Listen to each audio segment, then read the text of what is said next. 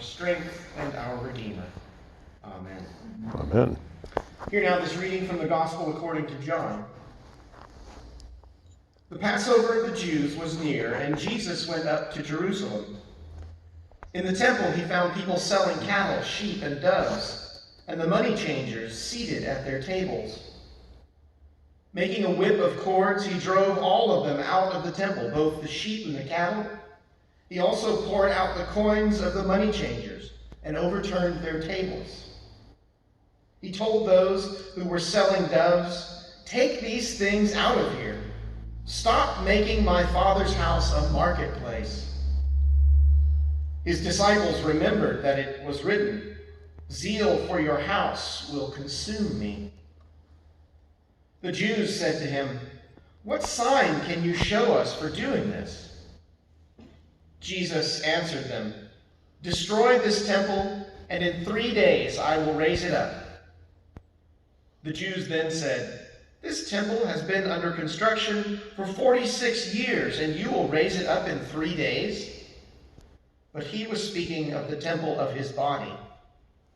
After he was raised from the dead, his disciples remembered that he had said this, and they believed the scripture and the word that Jesus had spoken.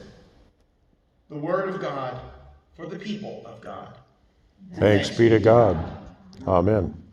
Well, friends, believe it or not, the first day of spring is this Thursday, March 19th. Now, if that seems a little early to you, you're right. Normally, we mark the spring equinox on March 21st, but science has shown us that the equinox is actually closer to the 20th, and this year it actually falls on the 19th. This is the earliest vernal equinox in 124 years. Spring is a time of rebirth and renewal. The days get notably longer, the trees start budding out, the flowers begin to bloom. Spring is a time of new beginnings, when we get to make a fresh start of things. A time to clean out the closets and open up the windows and sweep out all the dirt and grime of winter. It's time for a little spring cleaning. Now, when it comes time for spring cleaning, I think there are two kinds of people. Those who really get into it and those who hate it. The first are those that just gleefully throw away all the unused things piled up in closets, organizing what's left so that it's easy to find and access, clearing new usable space for new stuff, and giving up unneeded items for someone else to use and enjoy. And then there are those of us who dread the thought. Spring cleaning means work, lots of it. Hard decisions about what to keep and what to throw away. The heart-wrenching task of letting go of something that had once been useful, beautiful, or cherished. And facing the real fear that if we get rid of that stuff, we might need it. We might be lacking. We might be needful. We might look foolish if we get rid of that. Now, both reactions are understandable because both are very human. And, each of us loves something that other people dread, and dreads something that other people love. And I think that's one of the reasons why this morning's scripture is so appealing to us. Whatever it is that we love or fear, it is easy for Jesus for us to imagine Jesus taking our side, chasing away our fears with a whip of cords and ushering in the age that we long for. Now, while the other gospel writers place this event, the cleansing of the temple, near the end of Jesus' ministry, the fourth evangelist places it right at the beginning. According to John, just after Jesus calls his first disciples, he attends a wedding at Cana, where he performs his first miracle, his first public miracle, turning water into wine. And then just a couple of days later, Jesus goes up to Jerusalem and heads straight for the temple, where he performs his second miracle, the next miracle in his public life. And in a flash, he's gone from the countryside to the heart of the city. And in John's gospel, all of this takes place within just a couple of sentences, like two scenes in a film that are just joined together. Now, even in Jesus' day, Jerusalem was a large, bustling city, and the disciples were from small rural villages. So they would have been amazed by everything that was going on there in Jerusalem. Merchants trading, weavers weaving, carpenters sawing, street preachers shouting out their message. And the deeper into the city they would have gone, the more busy it would have become. The buildings would get taller and the streets narrower and darker until finally they would have entered into an enormous open square, intensely bright compared to the dim streets. And when their eyes adjusted, the disciples would have seen the gleaming white walls of the temple, standing taller than any building in the city, surrounded by thousands and thousands of people, all trying to make their way inside. So to the ex-fishermen from Galilee who followed Jesus there, this must have been an awesome, awesome sight. The outer court of the temple, that big courtyard, was like a busy market. Now imagine Jesus' face. You know what happens. Imagine Jesus' face when he walks into that courtyard and he surveys the things that are going on there. That's called the court of the Gentiles, because unless you were a Jew, that's as far into the temple as you were allowed to go. But that court was there for Gentiles to be able to go and pray. Now, I wonder what Jesus' face looked like as he walked in to that square. I wonder if his face would have looked at all like the guest of honor at the wedding who had just performed a miracle that saved the wedding. Now, then he does the most unpredictable thing imaginable. He grabs a cord and begins to use it as a whip to drive the sheep and the cattle out of the courtyard. He pours out the jars of coins kept by the money changers. He overturns their tables. He shouts at those selling doves, "Stop making my Father's house a marketplace." The whole temple machine grinds to a halt. Everything is stopped. No more trading, no more selling, no more sacrifices, no more noise, no coming or going, just everyone staring at Jesus. It's the time of the Passover. This is the most important time of the year. And Jesus has just come in here and shut down the entire holiday season. I mean, this is the reason people have traveled hundreds, if not thousands of miles. This is a once-in-a-lifetime opportunity for many of them. It's an ancient, unbroken tradition, and it's all come to a full stop. Now, whether this happened at the beginning of Jesus' ministry, like John writes, or at the end, as the other gospel writers show, we can't help but love this story. Every single one of us can imagine Jesus striding into the convention hall at General Conference and telling our opponents in the church to get lost. Or appearing in the halls of government and casting out our political opponents. Because we know that the causes we support are righteous. And if Jesus was here, he would stop all the arguing and he would silence all those people who don't agree with us. After all, that's just what he did in the story, right? He saw injustice in the temple tradition and he put an end to it. You see, hard-working average people were being cheated at their place of worship.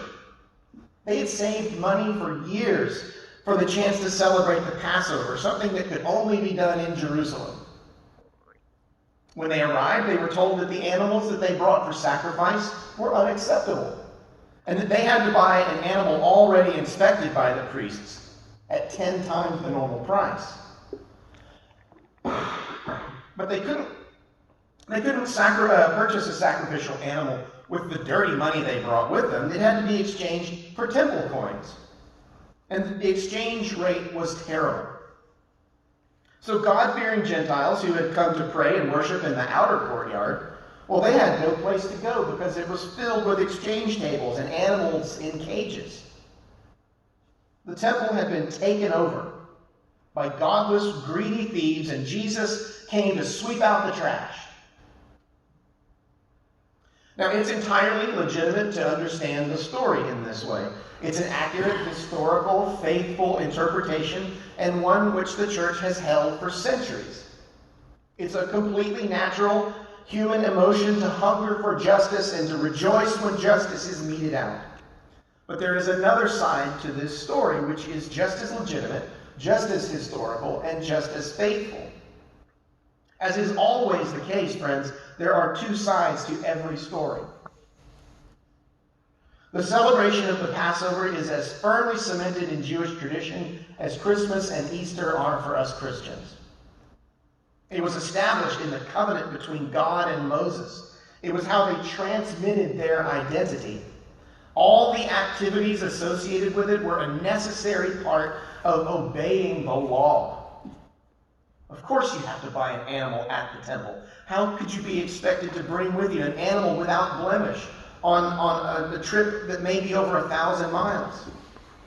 So without offering animals for sale without blemish, and therefore acceptable for sacrifice, most people who showed up would be out of luck, not able to celebrate the Passover. And of course Roman money had to be exchanged for temple coins. I mean, Roman coins bore the image of Caesar. That's idolatry. How can you bring idols into the temple? And as for the Gentiles, sorry, they'll just have to excuse us for this little bit of time as we celebrate the most important event in our history. This event will be over soon. And now this man Jesus comes storming in here and disrupting the entire festival, ruining it for everyone. What sign can he show us for doing this? Now, if you're confused at this point, you're right where you should be. What sign can you show us for doing this? That's kind of a strange reaction, isn't it? What sign can you give us for doing this? They ask Jesus. In the other Gospels, they say this. Tell us, by what authority are you doing these things? Who is it that gave you this authority? Now, if somebody came in here and started throwing chairs around, would you say, under whose authority are you doing this? Or would you say, stop it? What are you doing, you crazy person? Get out of here. That's probably what I would have said. You know, why'd you do this? What's wrong with you? That's not what they said. Who gave you the authority to do this? Why did they say that? They said that because they were expecting something like this to happen. They didn't know when or where, but they were waiting expectantly for this to happen, for the Messiah to come and to usher in a radically different world. They knew that this would happen, but they didn't expect it to come from a street preacher, and especially not one from Nazareth. And they didn't expect the Messiah to challenge them. They expected the Messiah to come and uphold all of their causes. See, here's the thing. The Messiah challenges everyone's position. Everyone's position. It wasn't just the priests who were challenged that day. Jesus' disciples were just as baffled. They didn't understand what Jesus was up to, not until long after the resurrection. And then they remembered the scripture, zeal for your house will consume me. So what's the difference between the priests and the disciples? Well, it's not that one side was the winning side and the other side was the losing side. That's how we often look at it. They were all challenged. But the difference is that the disciples remained faithful to God by being open to a new thing. A new thing that God was showing them. Now the priests, they were unable to let go of something that they knew. They were afraid to let go of something which had been useful and cherished and beautiful. They were afraid that if they let these things go, they'd look foolish. They'd be needful. They faced the real fear that they might need some of this stuff, and if they let it go, they would be lacking. They would look foolish. They were afraid of a little spring cleaning. But by piling up all their traditions, they were becoming buried alive in tombs of their own making, by being unwilling to let even a single thing go. The Holy Spirit had been completely forgotten in Jerusalem, replaced by pretended piety and temple taxes and vapid drama.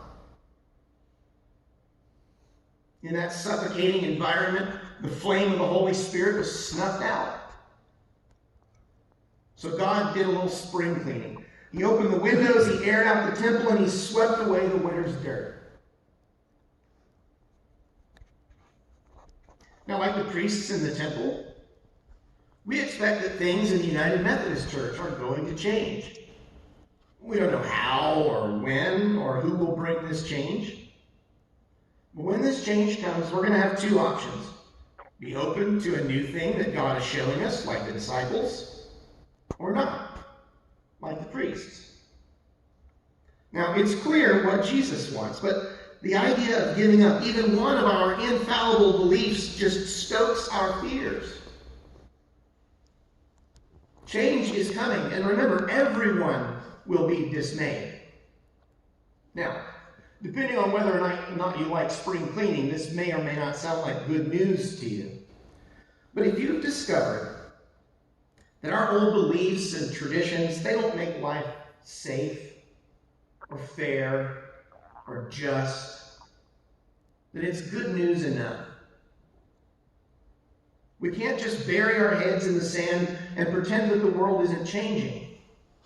What we can do is throw open the windows and let in the air and light. We can invite Jesus to cleanse our own temple, to stop thinking of the church as some kind of a fundraising marketplace, to overturn the tables of conflict, to drive out the animals of pride, to usher in a new age where the church becomes a house of prayer that brings healing and wholeness to the entire world.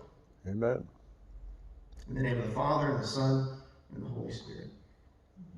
Amen.